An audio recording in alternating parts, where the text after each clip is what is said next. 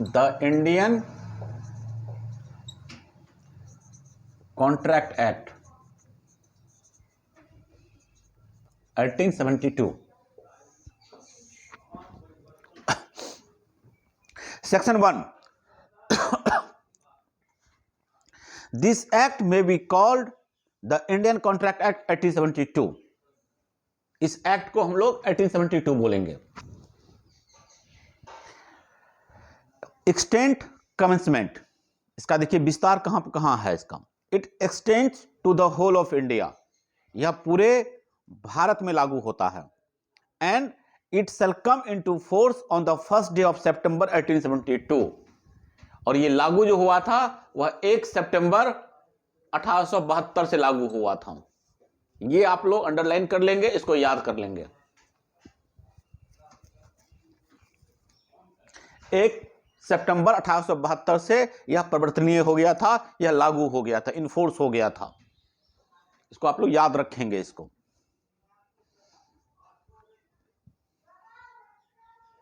Savings, nothing herein contained shall affect the provision of any statute. इस savings कर रहा है, ठीक है. यानी कि इसमें जो भी चीजें लिखी गई है वह किसी और स्टेच्यू को अफेक्ट नहीं करेगा. एक्ट और रेगुलेशन, किसी एक्ट को किसी रेगुलेशन को. Not hereby expressly repealed, nor any usages or customs of trade, nor any incident of any contract, nor inconsistent with the provision of this act. यानी कि ये इसको सेव कर रहा है. सिंपल सा चीज कह रहा है कि ये जो हम लोग कॉन्ट्रैक्ट पढ़ेंगे, ये तो कॉन्ट्रैक्ट है आपका जो लिखा हुआ है, जो एक्सप्रेसली है वो मानेंगे, लेकिन वह किसी भी कस्टम को, किसी भी यूजेज को, किसी भी चीजों को क्या करेगा, यह क्या करेगा, उसको जो है मतलब इफेक्ट नहीं डालेगा. यह क्लियर. अगर कोई कस्टम कहीं पे फॉलो होता आ रहा है तो ये किसी कस्टम को क्या करेगा, इफेक्ट नहीं डालेगा. हम लोग पढ़ते भी हैं, हर जगह पढ़ते हैं कि अगर कस्टम है तो ऐसा होगा. क्लियर. जब तक कि एक्सप्रेसली यह चीजें कहीं मेंशन किया हुआ ना हो.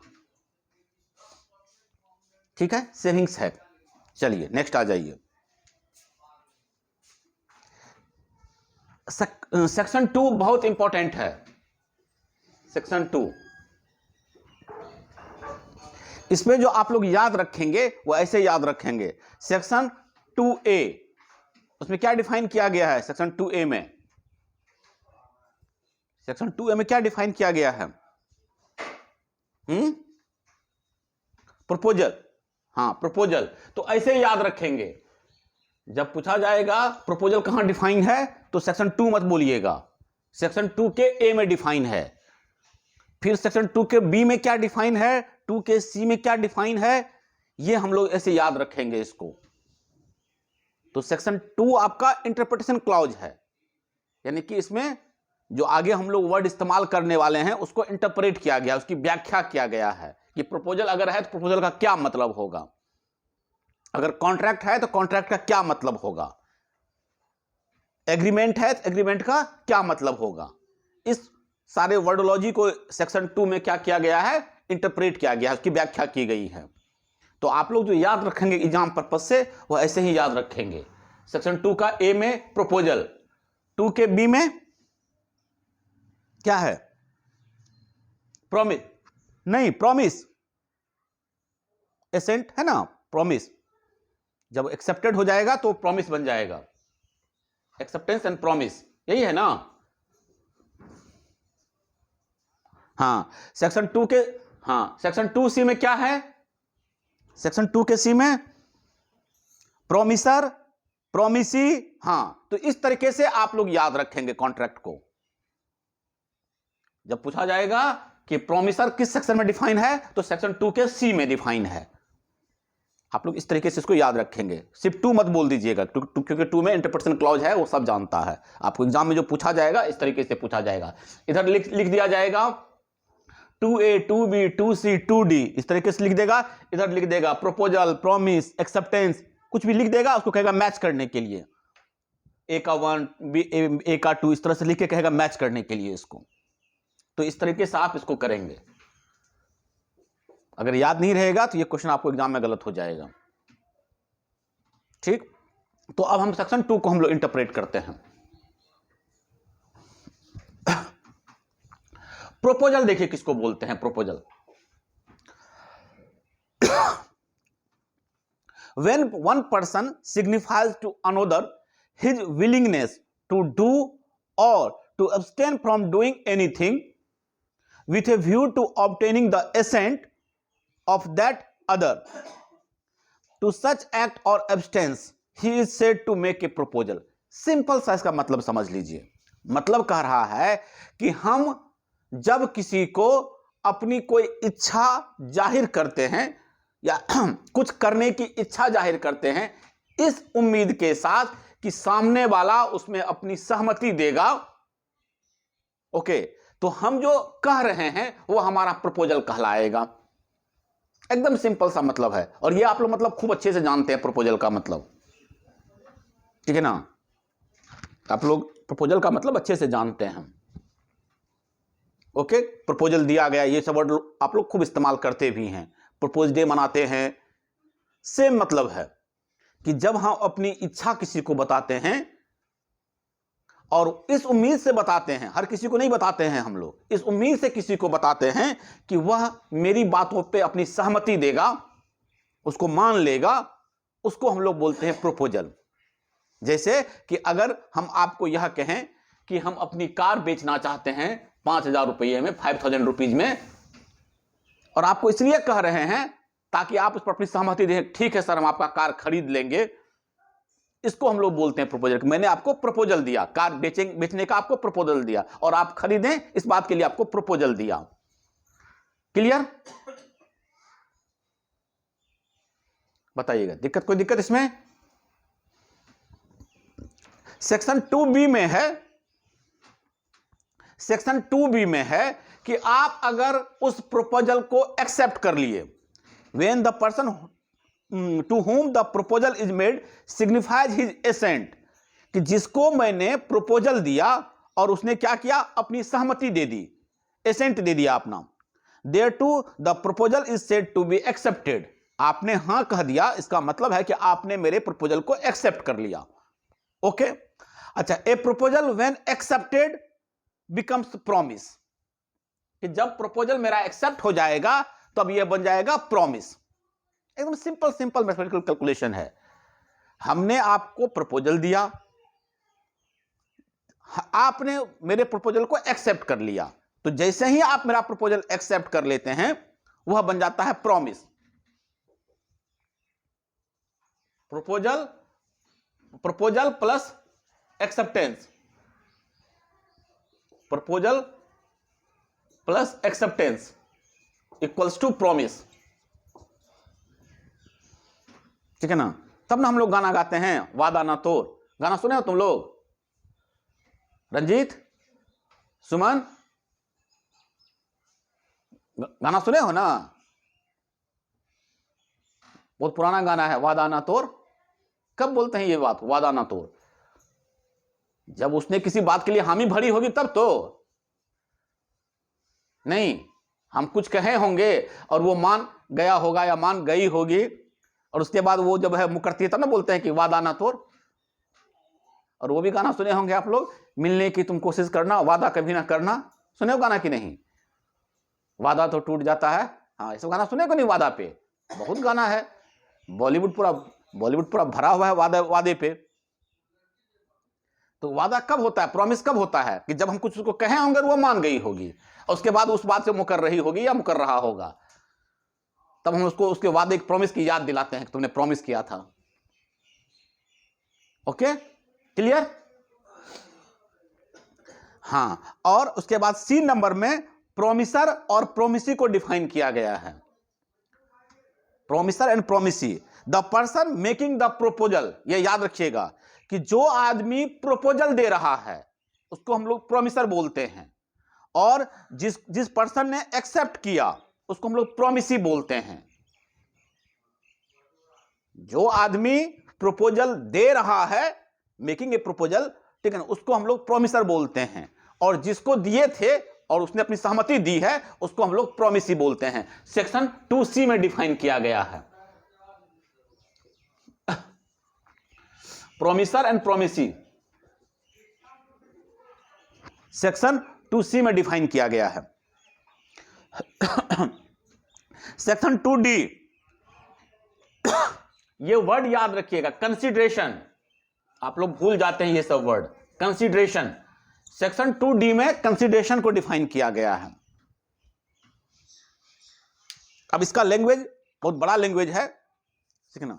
और सेक्शन 2D पूरे लॉ में बहुत जगह इस्तेमाल होता है। कंसीडरेशन, कंसीडरेशन का मतलब होता है, इस पर एक मेंस का क्वेश्चन भी बनता है कंसीडरेशन पे। आप लोग अगर यूनिवर्सिटी का एग्जाम दिए होंगे तो वहां भी कंसीडरेशन पे क्वेश्चन रहा होगा, और जुडिशरी में भी क्वेश्चन रहेगा कंसीडरेशन पे। तो क्या है कंसीडरेशन का एकदम सिंपल, जब लिटरली मीनिंग देखते हैं, इसको हम लोग आगे मेंस के लिए करेंगे भी, बट यहां पे सिंपल तरीके से आपको समझा देते हैं। समथिंग इन रिटर्न, जो लिखा जाता है इंग्लिश में, इसका मीनिंग समथिंग इन रिटर्न, यानी कि बदले में कुछ। अगर हम आपको कुछ दिए हैं तो आपसे बदले में जो कुछ हमको मिलेगा वह कंसीडरेशन होगा। ओके। और एक बात ध्यान रखिएगा, कॉन्ट्रैक्ट पढ़ने से पहले अपने इमोशंस को, ठीक है ना, अपने संबंध को अलग रख लीजिएगा। आप लोग कॉन्ट्रैक्ट को जब कभी किसी रिलेशन को लेकर या जब किसी संबंध को लेकर सोचिएगा तो आपका कॉन्ट्रैक्ट खराब हो जाएगा, कॉन्ट्रैक्ट गलत हो जाएगा। कभी कभी बच्चे ये गलती कर देते हैं और ये सोचते हैं, इसीलिए वो गलत क्वेश्चन पूछते हैं हमसे। कॉन्ट्रैक्ट का इस्तेमाल हमेशा प्रोफेशनल वर्ल्ड में होता है, प्रोफेशनल रिलेशन में होता है, बिजनेस वर्ल्ड में होता है। समझ रहे हैं मेरी बात को ना? इसीलिए इसको कभी भी पर्सनल रिलेशन के हिसाब से क्वेश्चन मत पूछिएगा इसमें, कभी भी किसी से या हमसे। ये हमेशा सोचिएगा कि ये प्रोफेशनली ट्रीट होता है कॉन्ट्रैक्ट, और प्रोफेशनली रिलेशन बनाना है हमको, इसीलिए कॉन्ट्रैक्ट पढ़ रहे हैं। ध्यान से इस बात को याद रखिएगा, गांठ बांध लीजिएगा। तो हमेशा जानिए कि जब दो लोग प्रोफेशनली मिलता है, दो लोग जब किसी बिजनेस के हिसाब से मिलता है, बिजनेस करने के पर्पज से मिलता है, तो दोनों पार्टी को कुछ ना कुछ मिलना चाहिए। हाँ या ना? हाँ, दोनों को कुछ ना कुछ मिलना चाहिए। अगर दोनों को कुछ नहीं मिल रहा है तो कॉन्ट्रैक्ट जो होता है, हम लोग जो पढ़ेंगे आगे, without consideration agreement is void, उसको हम लोग एलोबरेट करेंगे एग्जाम में। तो बिना कंसीडरेशन का कोई एग्रीमेंट हो ही नहीं सकता है, वो वॉइड माना जाता है। सम एक्सेप्शन देयर, बट वो भूल जाइए। अभी सिंपल समझिए कि बिना कंसीडरेशन का कोई एग्रीमेंट नहीं हो सकता है। तो ये तो ऑब्वियस ही बात है कि बिना कंसीडरेशन का हमारे और आपके बीच कोई रिलेशन डेवलप ही नहीं होगा। बिना कंसीडरेशन का कोई, हम जो है क्या कहते हैं, कोई लीगल ऑब्लिगेशन क्रिएट ही नहीं कर पाएंगे। जैसे सिंपल सा एक एग्जांपल हम देते हैं बार बार आप लोगों को, कि अगर कोई चीज हम आपको मुफ्त में दे दें, जैसे कि अगर हम आपको आज से मुफ्त में पढ़ाना शुरू कर दें, तो आपका कोई लीगल ऑब्लिगेशन बनेगा? अगर हम कहेंगे रात में हम 11 बजे क्लास लेंगे, तो आप कुछ बोल पाइएगा हमको कि सर सोते हैं सर रात में 11 बजे? ठीक है, सो हमको क्या है। आप कंप्लेन नहीं कर पाइएगा, और कंप्लेन इसलिए नहीं कर पाइएगा कि बदले में आप हमको कुछ नहीं दे रहे हैं। हम आपको पढ़ा रहे हैं, मुफ्त की चीजें हैं, आपका कोई ऑब्लिगेशन नहीं बनेगा, आपका कोई राइट नहीं बनेगा। लेकिन जब आप पे करते हैं, हम आपको पढ़ा रहे हैं और बदले में आप पे कर रहे हैं, तो आप हमसे 2 क्वेश्चन भी पूछ सकते हैं, टाइमिंग को लेकर भी बात कर सकते हैं, हर तरह की बात आप जो है अपना जो राइट है वो आप रख सकते हैं कि सर 8 बजे कर दीजिए, सर बहुत ठंडा हो जाता है। तो इसी तरीके से ये डेवलपमेंट होता है, यही हर जगह इस्तेमाल होता है। दैट इज द प्रोफेशनल, इसी को बोलते हैं हम लोग। हम आपको एक कार मुफ्त में अभी दे दें कि ले जाइए, कार मेरे दरवाजे पर खड़ी है, ले जाइए, आपको यूज नहीं है। 2 दिन बाद कार खराब हो जाए, आपको ये कहने नहीं आइएगा कि सर कार दे दिए, खराब हो गई, कैसा कार दे दिए, आपको हम कोर्ट में घसीटेंगे। ये हमको आप नहीं कह सकते हैं। जो कहावत हम लोग बोलते हैं भी बार बार, मुफ्त के बैल का दांत नहीं देखा जाता, है ना? कोई भी लीगल रिलेशन डेवलप नहीं होता है। तो आप समझिए कंसीडरेशन कितना इंपॉर्टेंट चीज है। हम आपको कुछ देंगे, बदले में आप भी हमको कुछ दीजिएगा, दोनों को कुछ ना कुछ मिला, तब दोनों का क्या हुआ, लीगल रिलेशन डेवलप हुआ कि बाद में दोनों एक दूसरे के ऊपर क्या कर सकता है, कोर्ट में सू कर सकता है, एक दूसरे को कुछ कह सकता है। तो इसीलिए कंसीडरेशन बहुत ही इंपॉर्टेंट रोल अदा करता है। तो कंसीडरेशन का मतलब यही हुआ, समथिंग इन रिटर्न, कि बदले में कुछ मिला। मैंने आपको कार बेची, आपने हमको 50,000 रुपये दिए, तो आपका कंसीडरेशन हो गया कार, आपको कार मिली, आपको भी कुछ मिला। मेरा कंसीडरेशन हो गया 50,000 रुपया, दोनों का कंसीडरेशन हो गया, दोनों को कुछ ना कुछ मिला। यही है कंसीडरेशन। और इस पर पूरा का पूरा क्वेश्चन है जो हम लोग बाद में फिर डिस्कस करेंगे। क्लियर? तो आप समझ गए, प्रपोजल समझ गए। प्रपोजल दिया यानी कि एक कॉन्ट्रैक्ट होने के लिए दो पार्टी, जो अभी सेक्शन 10 में पढ़ेंगे आगे हम लोग, ठीक है ना। कॉन्ट्रैक्ट, एक पार्टी प्रपोजल दिया, ठीक, दूसरा पार्टी एक्सेप्ट किया कि हाँ ठीक है हम आपका कार खरीद लेंगे, दैट मींस एक्सेप्टेंस दिया। तो जैसे ही वो एक्सेप्टेंस दिया वो प्रॉमिस बन गया। तो प्रपोजल हो गया, एक्सेप्टेंस हो गया, जो कि बन गया प्रॉमिस। उस प्रॉमिस में अब क्या लग गया, कंसीडरेशन लग गया। तो सेक्शन आपका 2D जो है वो कंसीडरेशन हो गया आपका। सेक्शन 2EIA वो आपको डिफाइन करता है एग्रीमेंट को। एग्रीमेंट, एग्रीमेंट खूब सुनते होंगे आप लोग, हर बात में एग्रीमेंट सुनते होंगे। जमीन खरीद फरोख्त हो रहा है, एग्रीमेंट हो गया। हाँ, एग्रीमेंट और कॉन्ट्रैक्ट दोनों अलग अलग वर्ड है ना, ये याद रखिएगा। हम लोग हर एक चीज के लिए एग्रीमेंट इस्तेमाल करते हैं, हर एक चीज के लिए कॉन्ट्रैक्ट इस्तेमाल करते हैं। लगता है एकदम बिल्कुल क्या है, सिनोनिम्स है ये दोनों, नहीं लगता है ना। सेल एग्रीमेंट, एग्रीमेंट बोलते हैं हम लोग उसको। हाँ चलिए, तो अब देखिएगा दोनों में क्या डिफरेंसेस है।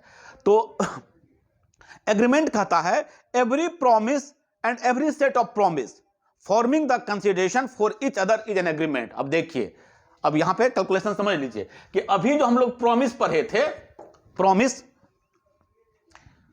उस प्रॉमिस में अगर आप कंसीडरेशन को ऐड कर देते हैं तो बन जाता है एग्रीमेंट। एकदम सिंपल कैलकुलेशन याद रखिए। प्रॉमिस, प्रॉमिस मतलब प्रपोजल प्लस एक्सेप्टेंस, उसमें आप क्या ऐड कर दिए, कंसीडरेशन ऐड कर दिए, तो बन गया आपका एग्रीमेंट। अब हम लोग और आप जो है एग्रीमेंट किए क्या, कि हम आपको अपनी कार देंगे, बदले में आप हमको 50,000 रुपया दीजिएगा। इस बात को हम लोग आपस में बातचीत कर लिए और पेपर पे लिखते भी हैं, देखते भी हैं एग्रीमेंट में। तो ये बन गया आपका एग्रीमेंट। जब प्रॉमिस में, ठीक है ना, कंसीडरेशन जुड़ जाता है, फॉर्मिंग द कंसीडरेशन, वह बन जाता है एग्रीमेंट। एक दूसरे के लिए एग्रीमेंट हो गया, वह दोनों पार्टी को कुछ ना कुछ मिला, वह एग्रीमेंट बन गया। क्लियर? बोलिए, कोई दिक्कत इसमें?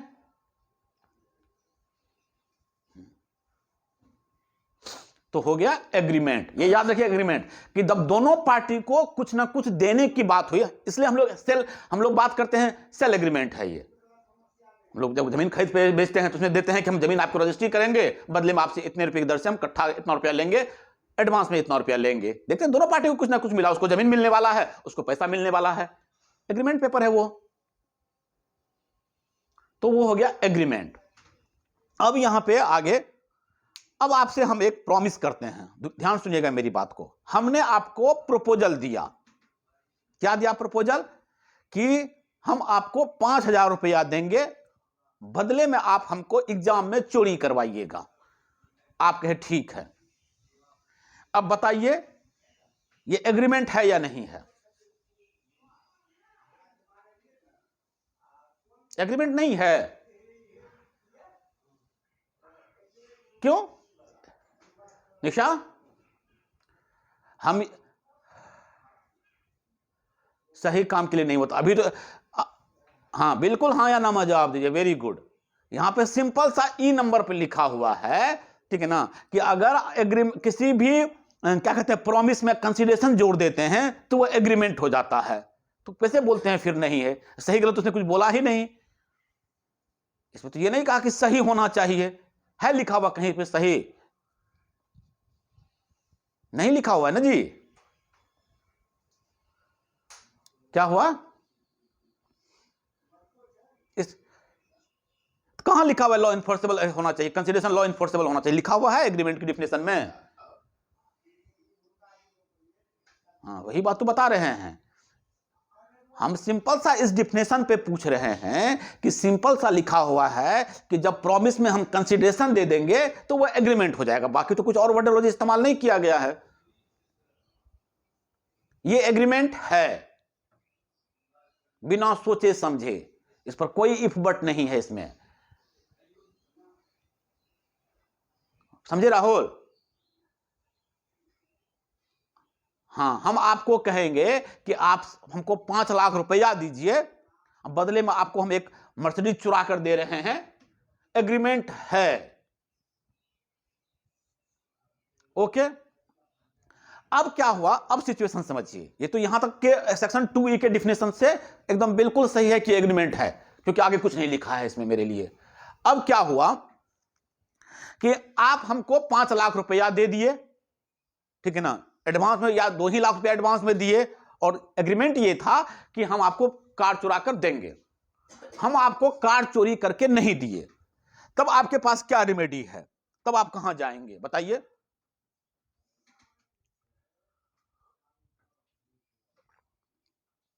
कहीं जा सकते हैं? इंडिया के किसी न्यायालय में जा सकते हैं इस बात को लागू करवाने के लिए? हां, तो अब यहां पे आगे जो बात हुआ वो आगे आप कॉन्ट्रैक्ट के डिफिनेशन में वो चीजें लिखा हुआ है कि जिस एग्रीमेंट को आप इन्फोर्सेबल बाय लॉ करवा सकते हैं, यानी लॉ से इन्फोर्स करवा सकते हैं, लागू करवा सकते हैं, वह एग्रीमेंट आपका कॉन्ट्रैक्ट हो जाएगा। यही फर्क है एग्रीमेंट में और कॉन्ट्रैक्ट में। अगर यह पूछे आपसे कि क्या, अभी जो प्रश्न पूछे कि क्या यह एग्रीमेंट है, तो हां यह एग्रीमेंट है। अगर लेकिन फिर पूछें आपसे कि क्या यह कॉन्ट्रैक्ट है, तो आप कहेंगे नहीं, यह कॉन्ट्रैक्ट नहीं है। अंतर समझ रहे हैं? हां, हां, तो यह अंतर समझ लीजिए कि agreement plus enforceable by law equals to contract, जो कि डिफाइन किया गया है आपको सेक्शन 2 के H में। सेक्शन 2 के H में डिफाइन किया गया है कि N agreement enforceable by law is a contract. वह एग्रीमेंट जिसको आप लॉ से इन्फोर्स करवा सकते हैं, इसको तो आप इन्फोर्स करवा ही नहीं सकते हैं। जो कार चोरी वाली बात कहे थे, उसको आप इन्फोर्स करवा ही नहीं सकते। नहीं देंगे, नहीं देंगे, हम दबंग आदमी हैं, आप पैसा नहीं निकाल पाइएगा हमसे। लेकिन आप किसी कोर्ट कचहरी नहीं जा सकते। कोई कोर्ट कचहरी आपस में हम लोग लड़ सकते हैं, कोर्ट कचहरी नहीं जा सकते हैं। तो यह कॉन्ट्रैक्ट नहीं होगा, यह एग्रीमेंट रह जाएगा। तो an agreement enforceable by law equals to contract. जिस एग्रीमेंट को आप इन्फोर्स करवा सकते हैं, वही एग्रीमेंट आपका कॉन्ट्रैक्ट है। इसीलिए आपको जो क्वेश्चन पूछा जाता है, आप क्वेश्चन ये लिख के भी आए होंगे यूनिवर्सिटी में शायद, और आगे आगे भी पूछेगा आपको, ठीक है ना। All contracts are agreement but not vice versa. ये क्वेश्चन आप लोग पढ़े भी होंगे, सुने भी होंगे और समझ भी रहे होंगे कि जो भी कॉन्ट्रैक्ट है, हां, जो भी कॉन्ट्रैक्ट है वो एग्रीमेंट है, लेकिन हर एक एग्रीमेंट कॉन्ट्रैक्ट नहीं है। और क्यों नहीं है वो समझ गए आप अब? क्लियर? कि कॉन्ट्रैक्ट हमेशा एग्रीमेंट से ही बनेगा। पहले वो एग्रीमेंट होगा, एग्रीमेंट के फॉर्म में होगा, और वो एग्रीमेंट अगर सही सलामत होगा, इस लॉ के हिसाब से जो भी एसेंशियल इसका है, वो अगर एसेंशियल को फुलफिल कर रहा होगा, तो वह एग्रीमेंट आपका कॉन्ट्रैक्ट होगा। तो ऑल कॉन्ट्रैक्ट्स आर एग्रीमेंट। जो भी कॉन्ट्रैक्ट होगा वो एग्रीमेंट से ही बनेगा, एग्रीमेंट ही होगा, ठीक। लेकिन इसका वाइस वर्सा, उल्टा नहीं होगा। हर एक एग्रीमेंट कॉन्ट्रैक्ट हो जाए यह जरूरी नहीं है। जैसे अभी तो हम आपको एक एग्रीमेंट, हमारे बीच कार चोरी को लेकर एग्रीमेंट हुआ था, वो कॉन्ट्रैक्ट नहीं है। क्लियर? तो ये एक मेंस का क्वेश्चन है जो हम लोग आगे फिर इसको एलोबरेट करेंगे, केस स्टडी वगैरह सब करेंगे। क्लियर? तो सेक्शन 2H में इसको डिफाइन किया गया है। हाँ, रेसिप्रोकल प्रॉमिस अभी रखेंगे, वो जब चैप्टर वो वहां करेंगे। An agreement not enforceable, section 2 के G में देखिएगा, an agreement not enforceable by law is said to be void. हाँ, अब देखिए वही अभी जो आप बोल भी रही थी मौसमी, N agreement not enforceable by law, जिस एग्रीमेंट को आप इन्फोर्सेबल नहीं करवा सकते हैं वो वॉइड होगा, शून्य हो जाएगा। तो जो चीज परिवर्तनीय ही नहीं है, जिसके बारे में हम किसी से बात ही नहीं कर सकते हैं, कोर्ट के लिए जा ही नहीं सकते, तो वो वॉइड है, शून्य है, उसका कोई मतलब नहीं बनता है। तो अभी जो कार चोरी वाला बात हम लोग किए, ये वॉइड है, शून्य है। वॉइड का मतलब होता है शून्य, शून्य का मतलब होता है कुछ नहीं। Okay, clear? बोलिएगा। वॉइड का मतलब होता है शून्य, कुछ भी नहीं, कहीं कुछ नहीं, उसमें शून्य है, उस पर बात ही नहीं करना है, कोर्ट पर बात ही नहीं करेगी। अच्छा, फिर एक वर्ड आता है आपका वॉइडेबल। वॉइडेबल का मतलब वॉइडेबल, वॉइडेबल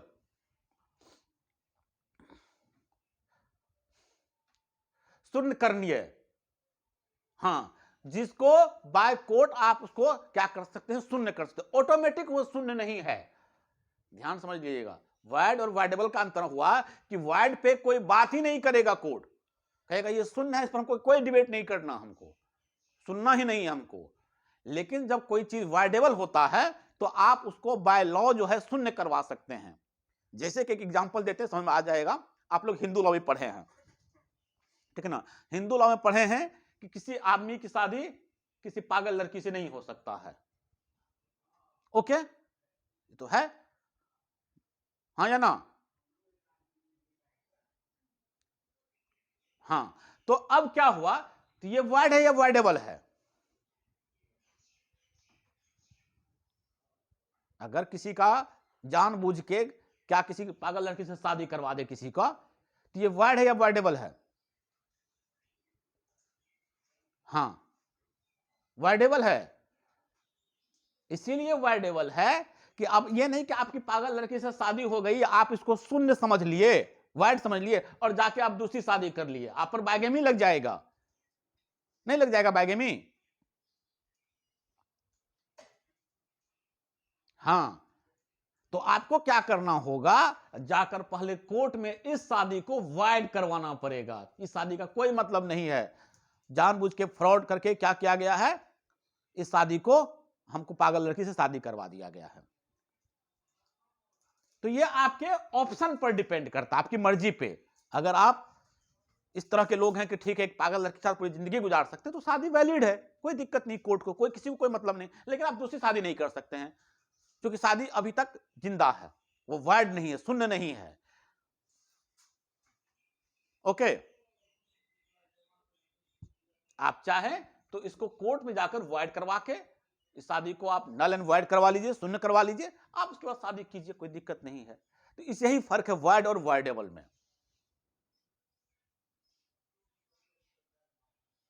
इसमें कौन सा बात हम रॉकेट साइंस बोल दिए कि फिर से बता दो। कंफ्यूज। वॉइड का मतलब होता है शून्य, यानी कि जिसके बारे में कोई बात नहीं करना है, वो शून्य है, एब एनिसियो शून्य, वॉइड। ठीक है, कोर्ट की तरफ से नहीं, सबके तरफ से वॉइड है, उस पर कोई बात नहीं करना है, कोर्ट सुनेगा ही नहीं उस बारे में। ओके, जैसे कि अभी आपको हम बोले कि आप हमको 5 लाख रुपया दीजिए, आपको हम मर्सिडीज चुरा कर ला देते हैं, ये वॉइड है। अब कोर्ट में क्या जाकर कहोगे, बताओ जरा आप? कोर्ट में कुछ कहोगे कि सर ये हमको वादा किया था कि एग्रीमेंट हुआ था कि हमको कार चुरा कर देगा? कोर्ट सुनेगा आपकी बात? नहीं सुन, हाँ नहीं सुनेगा। तो ये शून्य हुआ, इसमें कोर्ट में कोई बात आप कर ही नहीं सकते हैं इस बारे में, आप तो शून्य है, कोई मतलब नहीं बनता उस बात का, ये आप भी जानते हैं कि इसका कोई मतलब नहीं बनता है, तो शून्य है। एब एनिसियो का मतलब होता है शुरुआत में ही शून्य है, ये शुरू से ही शून्य है, कोई नहीं सुनेगा इस बारे में, किसको कहने जाइएगा ये बात आप, तो उसको बोलते हैं वॉइड। और वॉइडेबल का मतलब होता है कि वह आपके मर्जी पर डिपेंड करता है कि आप चाहे तो उसको वॉइड करवा सकते हैं, लेकिन जब तक आप वॉइड नहीं करवाए हैं वह वैलिड रहेगा। अब समझिए इस बात को, उसका मतलब रहेगा, ये कहना चाह रहे हैं हम। जैसे कि अगर अकॉर्डिंग टू हिंदू लॉ हम लोग पढ़ते हैं कि कोई भी आदमी जो है, दो पार्टी के बीच शादी जो होगी, तो जो कोई पार्टी जो है वह अनसाउंड माइंड नहीं होना चाहिए, पागल नहीं होना चाहिए। दो स्वच्छ चित्त जो है ना लोगों के बीच, जो साउंड माइंड है उनके बीच शादी होनी चाहिए, ये पढ़ते हैं हम लोग हिंदू लॉ में। तो अब अगर किसी लड़के या लड़की की शादी किसी पागल लड़की या लड़के से हो जाए, जो पहले से ही पागल है, जानबूझ के फ्रॉड करके कोई आदमी उसकी शादी करवा दे, एक लड़के की शादी किसी पागल लड़की से हो जाए, तो यह वाइडेबल है। मतलब शादी तो हो गई है, अब शादी वाइड थोड़े हो गई है, शादी तो है, हाँ या ना? बहुत लोग हैं जिसकी पागल लड़की से शादी हुई है। तो वाइडेबल का यह मतलब हुआ कि अब आपकी मर्जी पर डिपेंड करेगा, या तो पूरी जिंदगी उसके साथ गुजारो, तो पूरी जिंदगी साथ गुजारेगा तो शादी तो है ही, शादी तो एकदम वैलिड है, क्या दिक्कत है शादी में? कोई दिक्कत नहीं शादी में। लेकिन आप अगर नहीं गुजारना चाहते हो तो आप कोर्ट का दरवाजा खटखटाओ और कोर्ट में जाओगे और कहोगे माय लॉर्ड इसके साथ हम नहीं रह सकते, ये पागल लड़की है, हमको फ्रॉड करके शादी करवा दी है। तो कोर्ट कहेगा ठीक है, इस मैरिज को हम खत्म कर रहे हैं, नल एंड वॉइड कर रहे हैं, शून्य कर रहे हैं, नहीं ये मान लीजिए कि आपकी ये शादी नहीं हुई, वो कोर्ट कह दिया, अब बाहर निकलकर आप दूसरी शादी कर सकते हो। लेकिन इस पत्नी के रहते हुए आप दूसरी शादी करोगे अगर मान लीजिए, तो आप पर बाइगेमी लग जाएगा। हिंदू विवाह के हिसाब से आप एक हिंदू एक ही शादी कर सकता है, समझे अंजलि?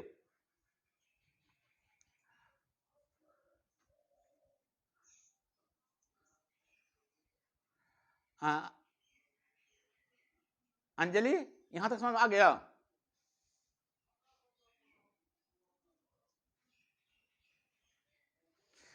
नेटवर्क इश्यू होगा अंजलि, ये यहां पर ये समझ आ गया ना? बाकी चीज तो समझ ही गए थे आप लोग।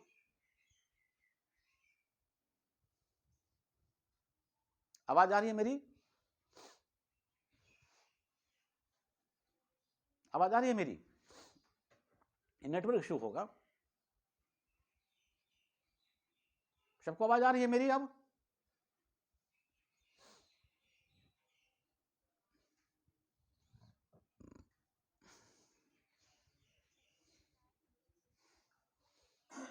हमको तो पिक्चर दिख रहा है।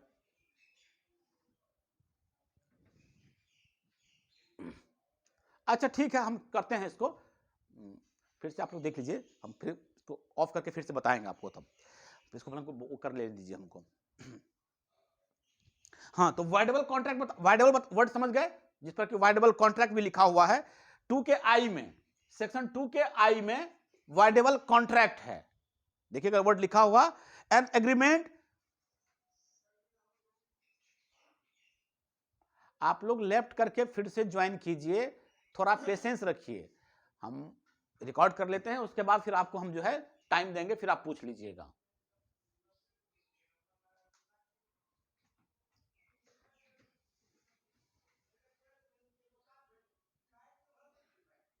ठीक है, समझो। An agreement which is enforceable by law at the option of one or more of the parties thereto, but not at the option of the other or others, is a voidable contract. Section 2I में लिखा हुआ है voidable contract.